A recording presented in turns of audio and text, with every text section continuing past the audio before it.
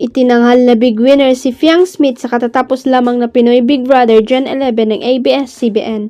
Matapos manirahan ng 14 weeks sa bahay ni Kuya, pinabura ng madlang people si Fiang dahil siya nga ang nakakuha ng pinakamataas na boto sa naganap na big night.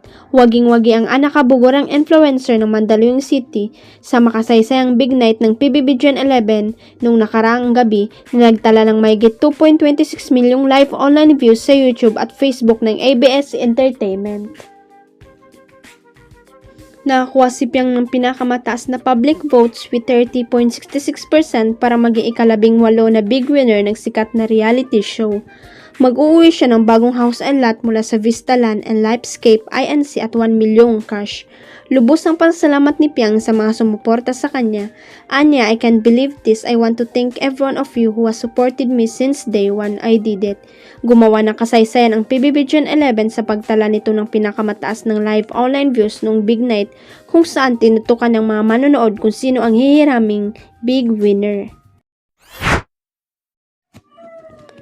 Nasermona ng mga netizen ang actress-dancer na si Yassi Freshman dahil sa isyong kinasasangkutan ng jowa nitong si Camarines Sur Governor Luigi Villafuerte. Marami kasi ang bumabatiko sa mga Villafuerte matapos namataan umano ang mga ito na nagbabakasyon at tahimik sa gitna ng pananalasa ng bagyong Christine sa Bicol Region. May mga kumalat na larawan sa Facebook kung saan makikita si Yassi kasama ang jowa at kuha raw ang naturang larawan mula sa Siargao. Kaya hindi katakataka na mag-trending sa X or dating Twitter ang pangalan ng actress dahil sa mga talak ng netizens. Sana kung gano'ng kalakas ang loob ni Gov. Luigi Villafuerte likan siya si Freshman and public, ganun din sana kalakas ang loob niya na lumabas ngayon para silipin at kamustin ang mga taga-Kamsur na labis na naapektuhan ng bagyong Christine. Tweet ng isang netizen. Sabi naman ng isa, Yassi Freshman associating herself with families like this is so slow, y'all really have no self-respect. While the entire Bicol region is submerged in floodwaters and in desperate need of help and rescue, Camarines Sur Governor Luigi Villafuerte and his girlfriend Yassi Freshman were spotted in Siargao. Hirit pa ng isa.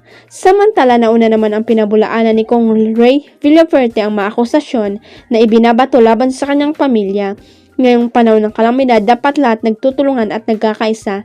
Kaya lang ang mga desperado, mga sinungaling at mga ulol namin ng mga kalaban nagpapalabas ng fake news sa kanilang mga fake accounts na ako daw at si Gov. Luigi ay nasa Siargao daw ngayon habang ang ating mga kababayan ay naghihirap sa baha.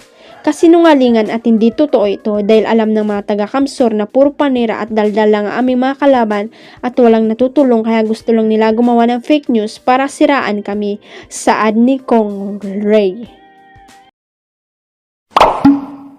Huwag kalimutang i-click ang subscribe button at i-ring ang notification bell para sa latest at legit chika updates.